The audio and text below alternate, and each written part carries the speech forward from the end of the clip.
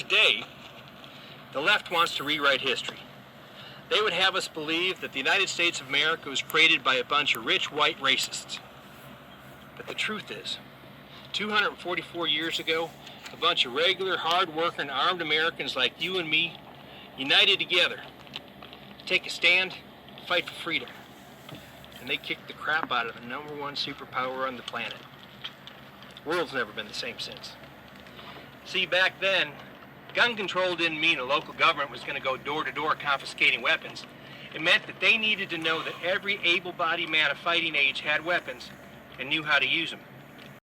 If you were male 16 years or older, the law required that you own a musket or a rifle, have powder, 20 rounds of lead, serve and train with the local militia. Back in Rhode Island, if you went into town unarmed, they could fine you 5 shillings. The very best of these men, the most elite, they were selected to be Minutemen. Patriots that could mobilize to fight the enemy at a minute's notice. And these armed citizens, they were a direct threat to British control. Americans would never give up their guns.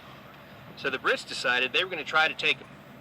So on April 19, 1775, British troops marched out of Boston, confiscate weapons and ammo that they believed were hidden on the farm of Colonel James Barrett in Concord. On the way through Lexington, they ran into Captain John Parker and though greatly outnumbered, Captain Parker told his men, "Stand your ground. Do not fire unless fired upon, but if they mean war, let it begin here." And the Brits did fire first, and 8 Americans died. Then the Redcoats marched on to Colonel Barrett's farm, but they didn't find guns and ammo. What they did find was Colonel Barrett and 400 Minutemen and militia gathered at North Bridge. And once again, the Brits fired the first volley. But this time, when the Americans fired back, the British turned and retreated. They fled the battlefield.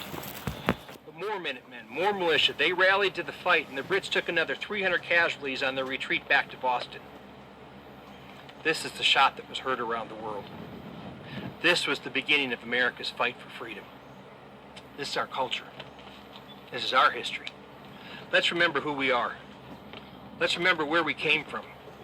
Let's remember exactly why we are Americans.